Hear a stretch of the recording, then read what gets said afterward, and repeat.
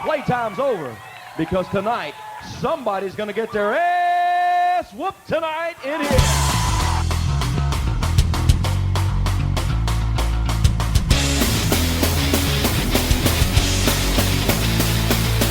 Why do I run and why do I hide when I see it coming further on down the line? Why do I sing and why do I write these songs? I know I'm trying to these thoughts of mine, but the springs around us I just wait. Hello everybody and welcome to another edition of Bowling Shoe Handsome for Monday, December 19th, 2011. I'm your host, Kevin McElvaney, joined as always by my co-host, Young John. Young John, extend greetings to our loyal listeners. Hello, loyal listeners, and welcome. I don't know if everyone notices, but Kevin's got a little bit of attitude in his voice tonight. Oh yeah, we've all got attitude, and technical issues are not helping us here. Actually, John, this is kind of apt now that you make me think about it, because tonight's topic is all about attitude. In fact, it really? It is, and I sure hope you knew that before going on air tonight. I hope you've reviewed our run sheet. The title of tonight's episode is Attitude, the One You Got. And this is basically started off by partly by discussion we had last week and partly by something that that Dave Batista said about John Cena in a recent interview. I think I'll just jump right into that, if I may. Give me 1 second. I'm not ready for this attitude. Just, you know what? Go for it. Okay. All right. I'm glad you're ready because I'm ready. And here we go. In a recent interview, Batista said in regards to John Cena, quote, I think, they did the whole PG direction thing. I think that works for Cena. The little kids love him because he's a great character. He's someone they can look up to. The girls love him. Good-looking guy, says all the right things, does all the right things. But the hardcore fans can't stand him. He's Mr. Hokey, Mr. PG to me. He killed hardcore edgy wrestling, unquote. Let's just revisit that last sentence here, Young John. John Cena killed hardcore edgy wrestling, according to Dave Batista Davidson. Former contemporary of John Cena's, former opponent of John Cena's, said that John Cena killed hardcore edgy wrestling. So I guess we're harkening back with this hardcore edgy wrestling to the days of the Attitude Era of ECW, of a much edgier product than we see today under WWE's PG rating, which begs the question, is this a good or a bad thing that John Cena killed this edgy product? First of all, I like how Dave Batista is the voice of hardcore edgy wrestling. Yeah. Meanwhile, he wrestled the Great Khali in a Punjabi prison match, which... That's about as hardcore as you can get if you think about it. Or the opposite of. Unless you look at the spikes on the Punjabi prison. John, are you blind? Come on. You're being sarcastic, right? Our video's down, so I can't tell. A little bit, yeah. Okay. But anyway, first off, I don't think Dave necessarily meant hardcore as in ECW. I don't think he meant Raven crucifying Sandman. I think he meant hardcore as in the hardcore fan, as in us, the people that make podcasts about what Dave Batista's saying. Having said that, in respects to what he's saying, where Cena killed edgy wrestling, Cena didn't kill anything. It's the writers and Vince McMahon. I know we like to use Cena as a poster boy of everything that's wrong with wrestling. He's just doing his job. He didn't grow up thinking, I'm going to be the you can't see me guy. He grew up thinking, I'm going to be the next Hulk Hogan. I'm going to be the next, the next big guy, Don Morocco, whoever he grew up with. To borrow from something that's going on right now, and excuse me if it's a little bit overwrought here, but that's what we do over here on this fine podcast. Yes, we make things overwrought. We overwrought things. Yeah, we take the sponge that is things and we squeeze everything out of those things. Sponges. Sounds sponge hyphen things. Anyway, I think Batista is sort of looking at John Cena, and forgive this again, but as being sort of the 1%er here. And John Cena is the guy with the silver spoon in his mouth who benefited from this PG environment, which came forth for a number of reasons. I sincerely do not believe it was just to get John Cena over. That's some heavy conspiracy theory bullcrap right there. But I'm not sure that's quite what he's saying. I think what he is saying is that, again, John Cena is benefiting from this. This is perfect for him, and John Cena thrives in this environment. Meanwhile, you have a couple guys, and I don't know that Batista was talking about CM Punk, but you have guys like CM Punk and some other guys who are coming up right now who are, yeah, they're a little bit more edgy, and they're not quite getting ahead yet. Now, whether or not they're going to make the product a more edgy thing is something else altogether, and that's probably something worth thinking about. But, I mean, it's hard to tell. What I'm looking at here, though, is this a bad thing that the product isn't as edgy as it used to be? Is it necessarily a bad thing? You know, I still think the product is a bit edgy. Yeah. I don't feel as though the Attitude Era was 100% edge. Right. Yeah, there was certainly a lot of cornball stuff about it. There were dramatic pieces. There was just, actual wrestling going on occasionally. I mean, it's not all milquetoast now either, and they do have some edginess to it. It's just a little bit more family friendly in a way. Yeah. I mean, we grew up with, Hogan and Savage, and then we had the mid-carders like Doink and Kamala and Papa Shango and, all kinds of quote-unquote corny characters. And then the Attitude Era hit, and we saw The Rock, we saw Stone Cold, we saw Mick Foley, we saw Triple H, we saw Heartbreak Kid. And I suppose that's what Dave's talking about. He's talking about the edgy wrestling, the Attitude Era when that kicked in. And I guess that kind of died down now because there are way less characters. And Dave Batista was one of those, non-characters. Right, people going by their real name. I mean, you look at him, Cena, and Orton. You're seeing a lot more guys using these character names again now, interestingly enough. Right. But I think you're looking at this or Batista's looking at this as John Cena being someone who sort of led the charge here, because John Cena was so successful doing this less edgy, more straightforward, clean-cut, all-American guy thing that it sort of led to a loss of edge in the business. Right. Not Adam Copeland, but Yeah, I keep saying edge, and I keep thinking. Yeah, but you look at that. I mean, it's actually interesting if you look at it that way. Edge and a couple of other guys who were totally not watered down, and they were working alongside John Cena and against John Cena. And there is that to think about. It's not like it's been nothing like it used to be this whole time. Right. Anyway, I think we have a lot more to talk about in regards to this, but first let's break for a song. And this is from Sandusky, Ohio's Total Defeat. The song is called Refuse.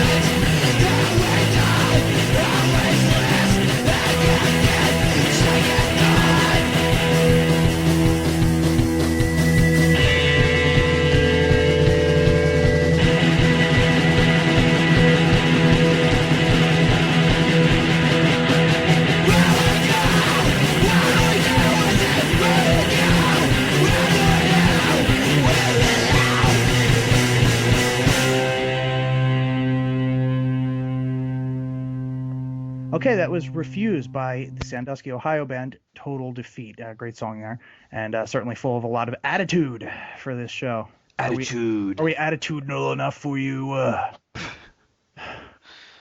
we attitudinal? So, yeah. I guess the big question here, John, can the current product succeed in the way it's, I guess, with this sort of John Cena type character at the helm and with this so-called less of an edge? Can it succeed the way it is, or does it need to get back to the way it used to be? You know, it's going to keep going the path that it's been going, which is a successful path. I know I kind of hammered home week after week, but Cena sells to the target demographic. Right. Cena does what Hogan did back in the day, which was make all the little kids mark out.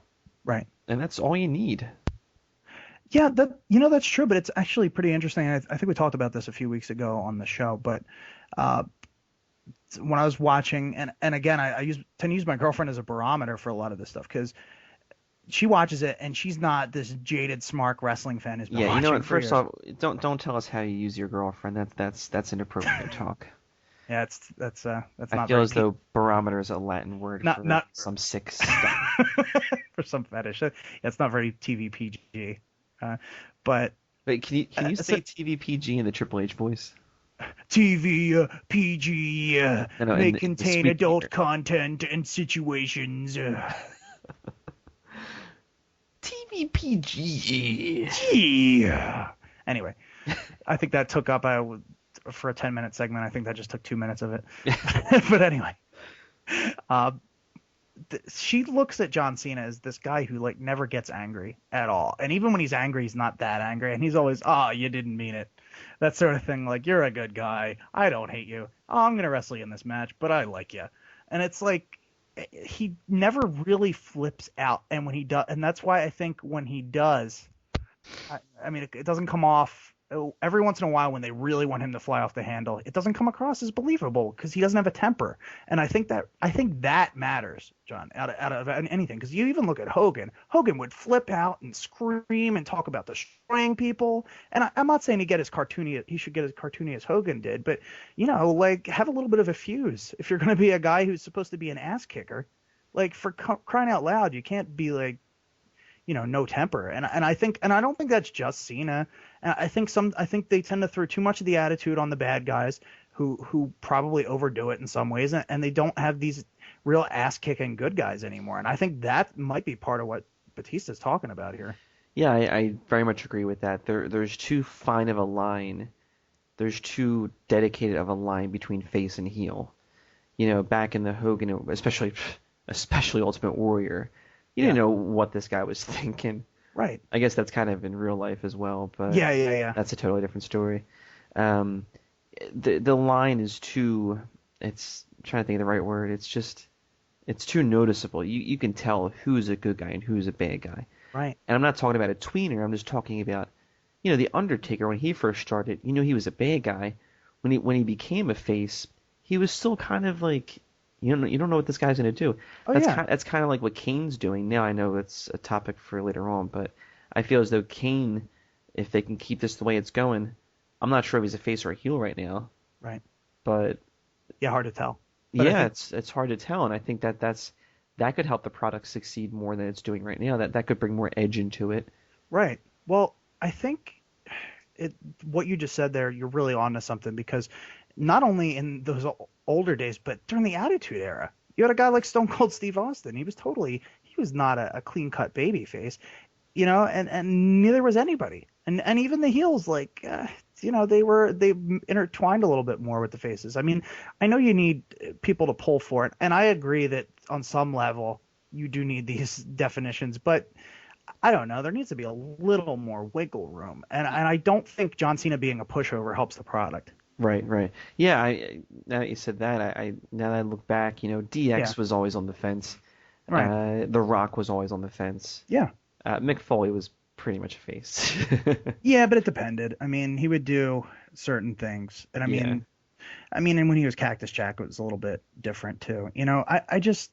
And I don't mean to pin it all on Cena. And I feel like I've been picking on him a lot more on the show the past few weeks than I normally would, because I think overall he does a whole lot of things right.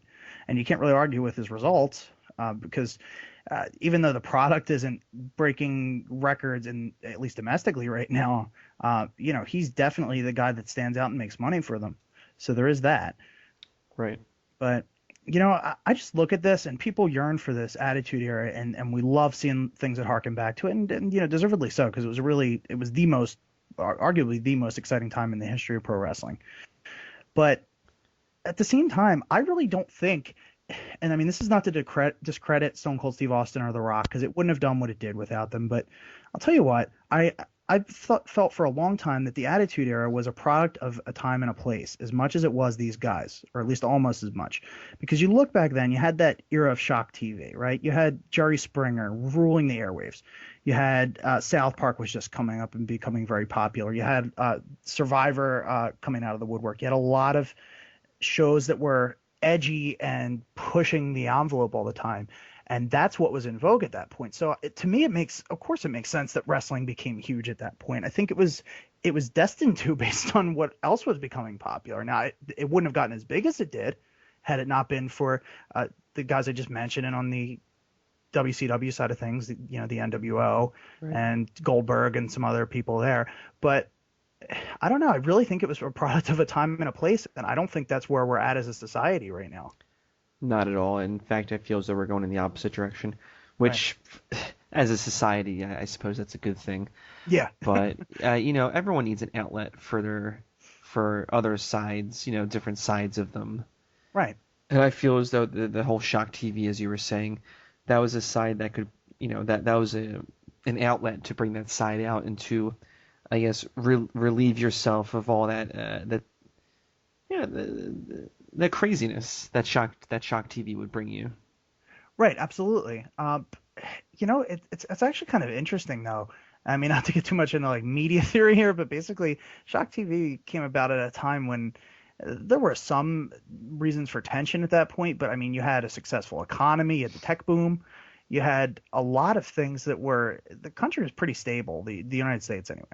And now, when there's a lot more turmoil in the world, WWE is, instead of capitalizing off of that, seems to be, I don't know, maybe that's the whole thing they're going for here. It's supposed to be more stable and more, not wholesome, but classic wrestling entertainment. But at the same time, they're clearly not doing that on a lot of levels. They're trying to separate themselves from that at the same time. Right.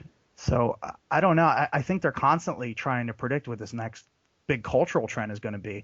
And I mean, they rode that wave with shock TV. And I mean, if you think about it, in the 80s, there was this very big just cheeseball pop culture movement that they rode, where music and larger than life celebrities and bright colors and everything that was big and cartoony, and they went with that, and I think they need to, I don't know. They need to figure out what that next thing is.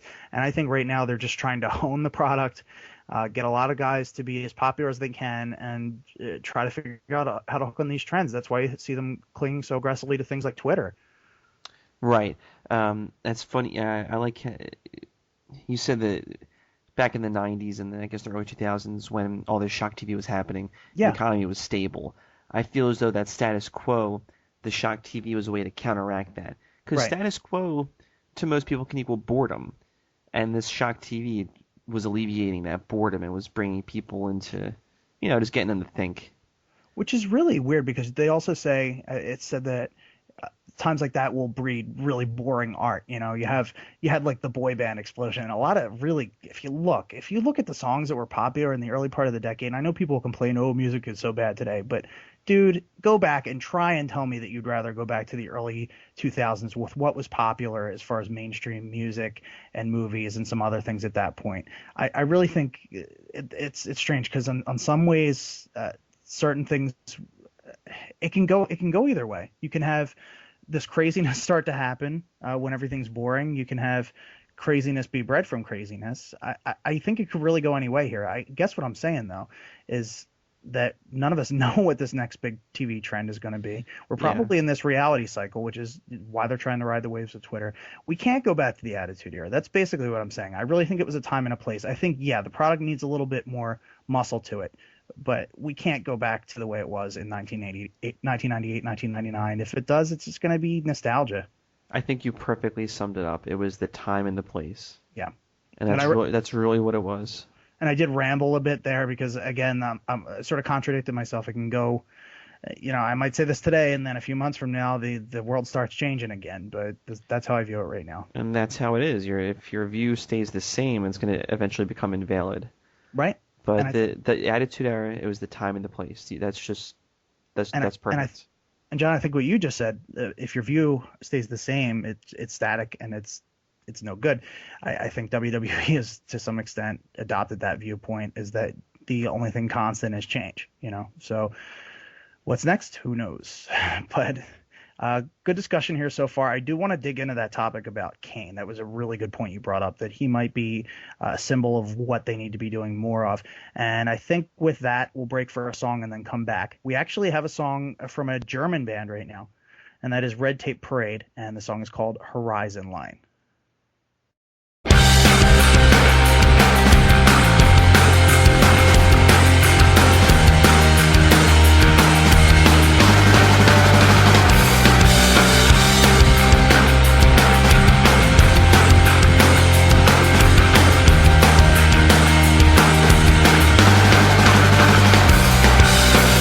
You don't remember what woke you up, but you knew what to do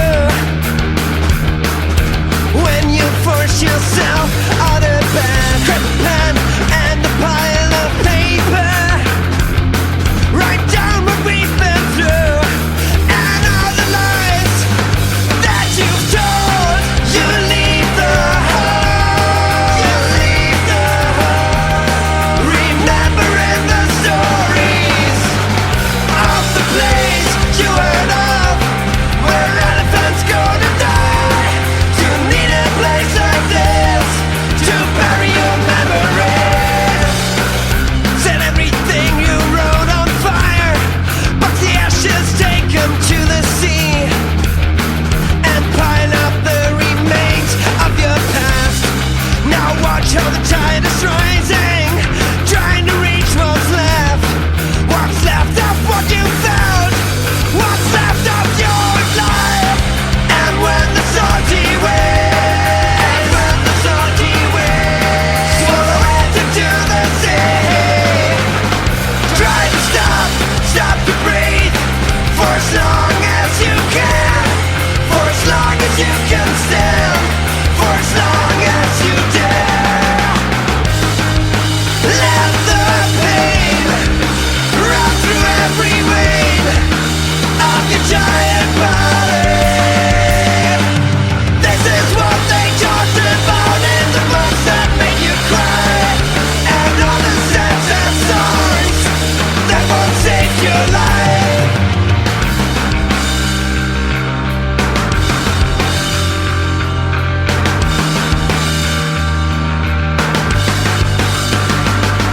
Right now, nothing's as far away as the horizon line. A place you barely see, but you'll always know it's there.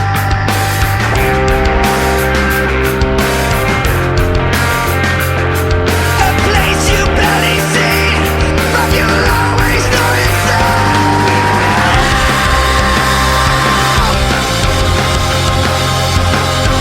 This might be the time to let go and to be free.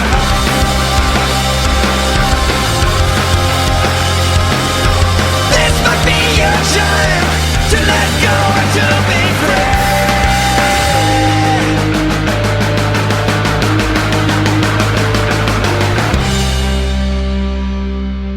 Okay, that was Horizon Line by Red Tape from their 2010 LP. So again, remind everybody what you were saying about Kane a little bit earlier, with him returning with his mask on. Well, with Kane returning with his mask on, I feel as though it's a great porn setup. I feel as though wrestling should enter the porn era, and Okay. there's a big fetish for masks in porn. All right. Are you familiar with porn, Kevin? I am not. I'm actually Amish, so I Oh. don't have any kind of technology. Okay. I'm All right, actually just kind of yelling in a cave right now. Not a cave so much as an actual house. I don't want to be offensive to the Amish people who aren't listening. But anyway, go ahead. Please all right, stop me. So Take my wife, please. Kane returned wearing a mask. He pulled the mask off. There was another And mask. boy, were his arms tired. And what was with that first mask, for real? Did you actually? Did you read summaries? Did you see a clip of this? I'm looking at a picture right now. Is the first mask his old mask, or that looks like a Jason No. mask? Yeah, it was some big metal thing, and it looked almost like I don't even know what I'm thinking of. I mean, it looks like just like a character reset. They're just trying to reset his character. You know what it looked like? You know what it looked like? The big baby mask in Brazil. That's what it looked like, but a metal version of it. And then it was. Go ahead. So with this Kane routine, looks like it's happening. It looks like they're just trying to turn him into, is he a face, is he a heel? Right. And what we were discussing earlier with the edgy wrestler, or the edgy part of wrestling, how there's too much of a defined line between face and heel. I'm not sure what he is right now. This is the Kane of old, where he would just come in. Remember his first debut? I think he ripped open the cage door in the Undertaker Hell in a Cell match. Right. And you were like, what's he doing? And I mean, he was a heel at first, obviously, but it's good to have this mystery behind what a character is or isn't. Yeah, that keeps you interested. I mean, that's, the movie industry, for example, has thrived on plot twists for the past 10 to 15 years. That's been a big thing. And I mean, I guess for much longer than that, but the focus is on these big, you don't want to know what happens. You don't want these spoilers, right? Because you want to be able to go along for the ride and then find out what happens. And that is what makes captivating pro wrestling as well. Right. I mean, not always. Sometimes you want to see something go in a straight line, but in a situation with a character like Kane, that's exactly what you need. Yes. I do think that we need more of this gray area. I completely agree with you there. I think it makes the product more interesting. And I mean, yeah, it's like the Attitude Era. This definitely harkens back to the Attitude Era. I mean, deliberately, he has the mask.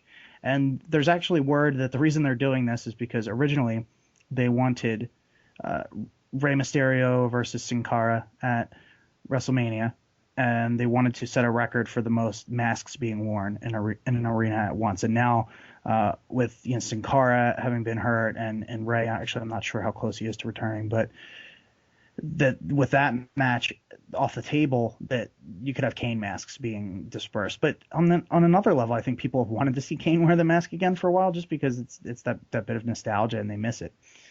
And he has this air of invincibility about him with it. And I think, again, that mystery, it's really cool. And he came out to attack Mark Henry, and rightly so, because Mark Henry had put him on the shelf. But at the same time, he didn't care who was in the ring. He was going to chokeslam everybody.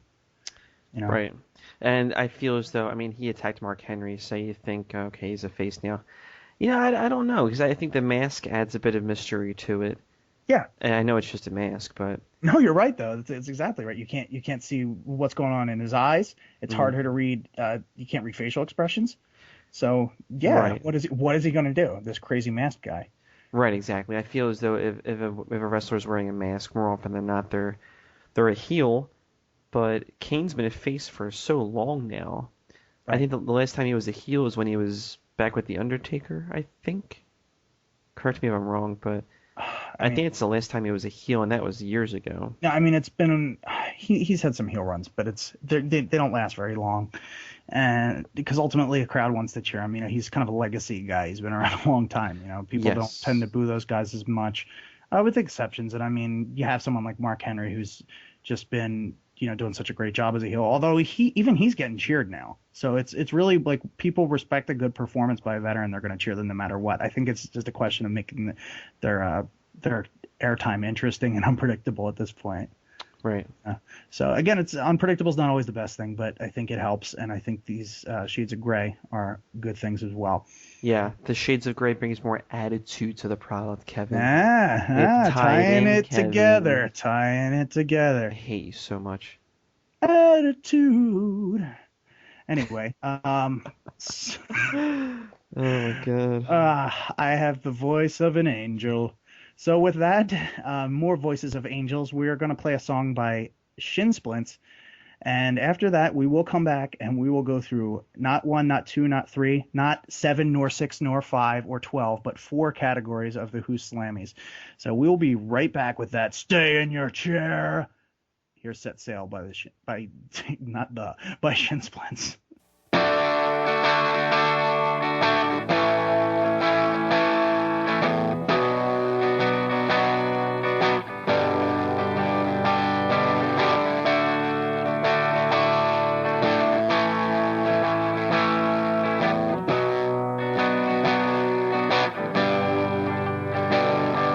Oh, Captain, my Captain, we live to seize the day we were drunk at sea and we made a wrong turn. Oh, Captain, my Captain, storms moving in, we died at sea, we have eternity to burn. So fall me down tonight, we sank with the ship, we set sail, looking for something we never find. This is how we lived, it's the only way to die. Oh, Captain, my Captain, we lived to seize the day we were drunk at sea, we made a wrong turn. Oh, Captain, my Captain, storms moving in, we died at sea, we have eternity to burn. Fall with these bottles before we are meant to be. Love's not the punishment that it used to be. Nothing's bad inside, chasing our dream. Oh, Captain, my Captain, we live to see today. We're drunk at sea, we made a wrong turn. Oh, Captain, my Captain, storms moving in, we die at sea, we have eternity to burn. So promise me, my last words won't be vain. I died for my sins, I wouldn't change a thing. I wouldn't change a goddamn thing. Oh, Captain, my Captain, we live to see today. We're drunk at sea and we made a wrong turn. Oh, Captain, my Captain, storms moving in, we die at sea, we have eternity to burn.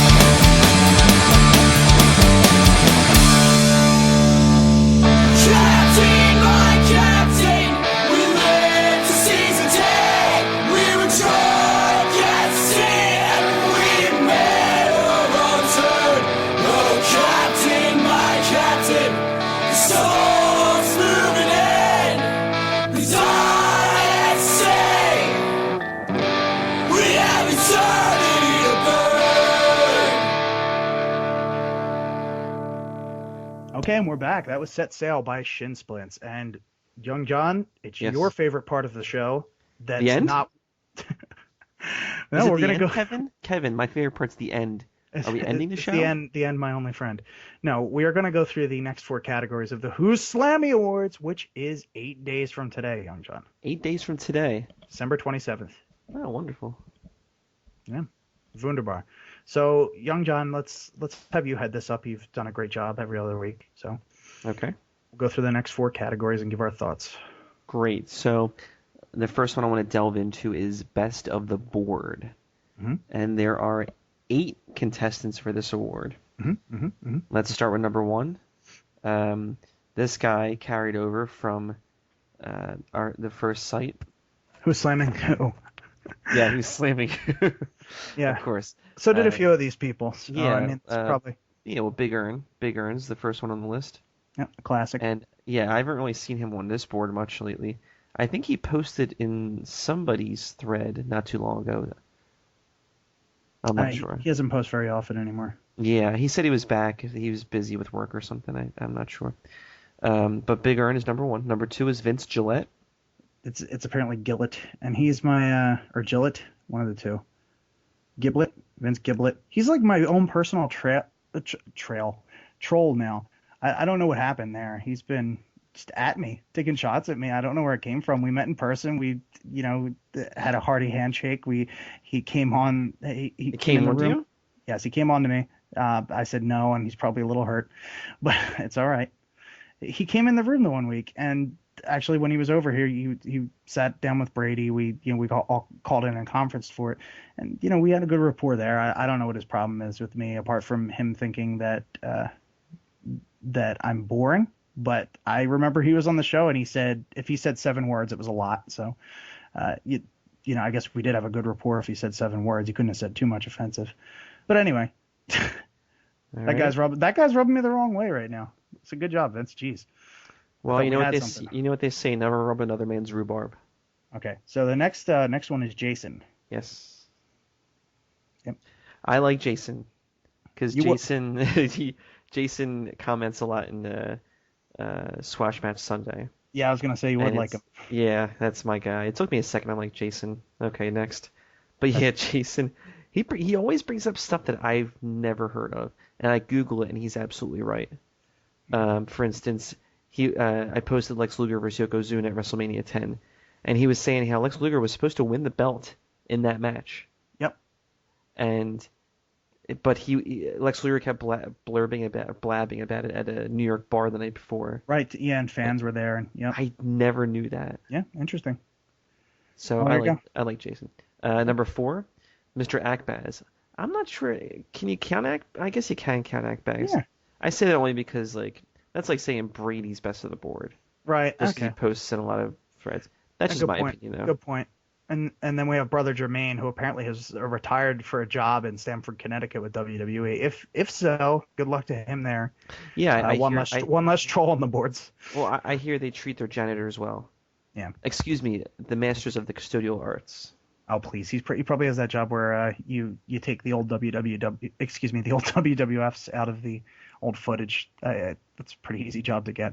Yeah, but they probably pay like $100,000 a year for that too. Maybe I should go look into that. Pat Piper has a crush on Brady, so he has suspect taste there. But other than that, he seems like a good guy. TV's Mr. Neil. God, I don't, I recognize the name, but I don't remember anything he's posted. So I'm gonna have to say he probably shouldn't get this one. I hope he wins just because you said that now. Yeah, and Belongamick, he's all right. No strong opinions one way or the other. I'm sure he's a good guy. He's a good guy. A good guy. A Tetra. So. All right, so up next we have Where Have You Gone? MIA Star of the Year. Mm-hmm. The first one is one of Kevin's best friends. I'm just going to go ahead and say it. Yeah. Mark Long. Yep, he's the best. He is the best. Not missed. Anyway, Rich Baker, legitimately love this guy, so he is missed. Mm-hmm. I'll go ahead and say that. Okay. Up next is one of my close personal friends, Tommy Fierro. One of Harry Barnett's close friends. Is he really? Well, he came on Harry's show, so that was a big point of contention between him and Brady, if you do recall. Yes. So Matt Roberts, I don't remember Matt Roberts. Oh, he's from Wrestling Roundup. Apparently. I don't remember me. If Matt Roberts, if you're listening, I don't mean anything by it. I just I'm forgetful, but it's not like you don't mean anything. I just don't remember. So, and Big Earn, Big Earn has been posting a whole lot less, and I think he said it's because he's doing someone's mom or girlfriend or something. I think that was his reasoning. So, well, good for him. Good for him. Bone away, sir. Bone away. Bone appetit. Bone attitude? No. That doesn't work at all. I tried. All right, so that's Where Have You Gone? There's 5 contestants there, and good luck to all of them. So the best rivalry is next? Slammed, best rivalry. Yeah. Up first, In the Room versus Brother Jermaine. Board Wars 2011. It was okay. It wasn't as good as the Mark Long Board Wars. Kevin, I just said it in a professional voice. I went, Board Wars 2011. And you come in and say, well, it was okay. Attitude. It's fierce, man. It was fierce. Brady versus DJ, the hiatus. Which hiatus was this? It was the one where you guys had to bring me in. It was so bad that you had to bring me in. Was it hiatus 5F? Yes. Okay. It was the one. It was the one where you guys brought me in, and DJ's like, I think I have to come back. Well, you know what? They're on the verge of replacing me, which we'll be getting into next week, I believe. So Well, are they replacing DJ too, or is no, no, it's the third host. DJ's safe. Oh, okay. DJ has immunity. He won the immunity battle royal. Oh, good. So, okay, Brady Hicks versus Pop. I'm like so friggin' bored with all this stuff being in here. I realized it was less than a year ago, but it was like 362 days ago. Who cares? Yeah, I mean, it's just something to fill the category pretty much. I actually said something to Brady about this, and he's like, lol, it was less than a year ago. And I was like, lol, okay. Anyway, Brady Hicks versus Sid. I think we've addressed this in like 4 other categories. Yeah. But it was okay. Up next is Mr. Akbaz versus drug dependency. This one I think is still going on. I think so. He keeps getting suspended. Yeah, and saying some pretty outrageous stuff. Mr. Akbaz, I certainly hope Santa Claus is good to you this year. Wasn't Akbaz and Rich or Mike Bessler supposed to do like a Christmas special? Yeah, and we were invited on it. Both of us? Yeah. Wow, I would love to go on, but wasn't that canceled? I think they're going to do a New Year special. Well, stay tuned for that. We're going to be doing some kind of crossover work with them. And speaking of crossover work, the next rivalry came to a head on this show. It did, and it sounds like it was resolved. Did you read about it on Facebook? Yeah, because Harry is going to be going on the Who's Slaying Me Awards just 8 days from today here at thebradyhicks.com. And oh god, I just sounded like that one councilwoman we have. 8 days from today. What's her name? I don't know who you're talking about. I'll Google her. It doesn't matter. Anyway, I enjoyed this. It was fun to go along for the ride with this rivalry. By the way, I can't really say anything now. I'll talk to you about this off air, John. But it's interesting news concerning us and Harry Barnett. So I'm going to talk to you about that a little bit later. We'll reveal that when the time is right on this show. Okay. Thoughts on any of that? The rivalry, the best rivalry, slabbed the best rivalry. Yeah, you can I mean, personally, I would cross out the Pop the Crown of the Psycho Sid one. Mm-hmm. That's just me, though. Right. I guess I would pick Harry Barnett versus Brady Hicks. That was the most interesting one of the 6. Probably I guess so. Brady versus DJ too. I don't know. It's just that's not. I don't. It wasn't much of a. I mean, it was significant, but I don't know if it was. It wasn't heated, I guess. Brady's involved in all 6. Well, yeah, he is. Because you can't say he's not involved in Mr. Akbaz and drug dependency because of the suspension. Yeah. Oh, Brady, he's a contentious person. And then he says, "You've just made an enemy for life." All right. So coming up next is. It's a Groundskeeper Willie reference. Go ahead. It's not good if you have to explain it, Chief. Go ahead. Go ahead. Interview of the year. All right. Up first is Hulk Hogan on VOC Nation. I'm going to disqualify that just because it wasn't a show that's native to the site. No, I'm kidding. That was a big get for them, and great interview. Yeah, I didn't listen to it, but it was up for an award on that other site. Was it WrestlingRadioAwards.com or something like that? Yeah, it is. It's up for interview of the year there. Yeah, that's good. Good for them. Yeah. Yeah. The Young Bucks in the room, which was a big deal because that was hot off the heels of their TNA run. So, Jamie Dundee in the room. Your first interview. That was my first show. Oh, there's your first. Oh man, how you stayed on after that? That was a train wreck. That was my first show. What an amazing interview. And I think that's Brady's favorite interview of the year. Brady loves watching chaos happen. So it was so bad. It was. Oh man. What an offensive young man. Anyway, Matt Bourne in the room. That was good. Interesting interview. He's always a lot of fun. Beth Phoenix Between the Ropes. I actually didn't hear that one. What is Between the Ropes? Well, it syndicates on this website. Oh. Yeah. So I don't know if it has in a little while, but it was one of our syndicated programs. Way to go, John. All right. Well, up next is Harry Barnett with Bowling Shoe Handsome. I didn't hear that one either. No. So you don't listen after you're done recording? That's reasonable. I don't listen to you any time of the day, Kevin. Well, you just listen to that last sentence because that was a perfunctory response to it. But you're perfunctory. Your mom's perfunctory. Anyway. Son of a. Okay. Harry Barnett, that was a pretty good interview. It was, enjoyed but talking to him. I don't think we can pick that. I think we're a little biased, right? Yes. But with that said, I'm probably a little biased in picking the next one, which is the interview with Bushwhacker Luke, and that was a whole lot of fun. Bushwhacker Luke in the room, God, it was like over an hour long. It was what a great guy, and just a lot of great stories. He's hilarious, just really a good time. Sounds like it. And he has the mouth of a truck driver. He has the mouth of a truck driver imitating a sailor. You would too if you licked thousands of children over your wrestling run. All right, I think He did. Remember, he would lick his brother's head all the time, and then he would lick children.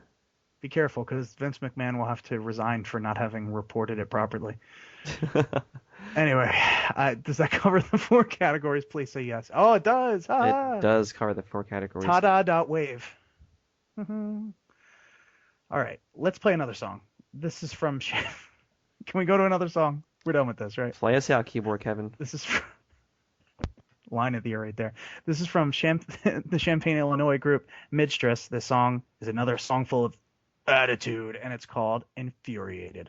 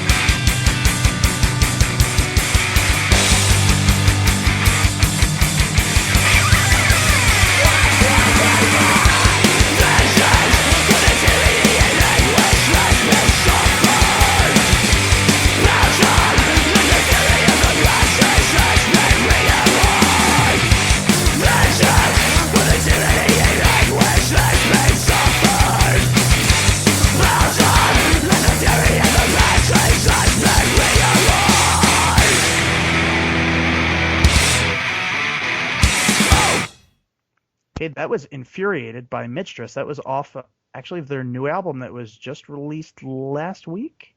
So it's sort of not an exclusive. You can go on a Midstress's Bandcamp and listen to it. But there we go. Great song.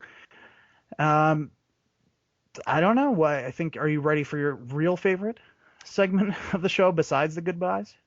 Yes, I am. I finally have a new background of the week. Mm-hmm. As much as it pains me to get rid of Amber Heard, and if anyone's seen that picture, va-va-va-voom, I have a new one, and it's a controversial person, but just look at the picture. It's Lindsay Lohan. Lindsay Lohan is my... I thought you had the picture of Brady in his Speedo. No, that's on my phone. That's my phone's wallpaper. I literally have that. I printed that picture and I wallpapered it in my room. It's kind of strange, but she's looking pretty good there. I mean, she looks a little tired, but she's kind of tired at this point in her life, I think. But that's okay. I'll tell you what, I think she looks better there than in the Playboy spread that I wouldn't look at because I'm a good, upstanding individual. I looked at it. That one was pretty good. It looked fake though. I mean, it literally looked like a painting. It didn't look like her. I don't know. I mean, you could tell it was her if you squinted, but if you really looked at it close, I don't know. She looks really nice in this picture. So everybody, check out the background of the week if you haven't already. The link is below our show. Yes, instead of me waiting for Bray to approve the comment, if we're you could putting it in there. Yeah. Yeah. I sent you another link too. I want you to look at. I like the name of the URL. Yes. That one. Anyway. Oh, okay. She looks good in that one too. She looks she's quite the cheeky individual. Yes. Right there. Because of her butt cheeks are hanging out. Yeah. Thank you, Ted. That was the joke. So it's been a good one, young John. It has been a good one, Kevin. Do you have any other comments, questions, concerns, recipes for eggnog? I don't, but I know who could make a great eggnog and nobody would think it was great. And that's Tim Tebow. I see what you did there. Go team. Tim Tebow for MVP of football, MVP of hockey, baseball, whatever he wants to be. Go Tim Tebow. F the haters. All right. Well, with that said, I think it's been a good show, full of attitude, and we'll be back here next week. Next week's episode, young John, will be a special Bowling Shoe Handsome preview edition for the 2011 Who's Slammies. Yes. So everybody, join us again next week here at thebradyhicks.com for more Bowling Shoe Handsome. So don't ask me how I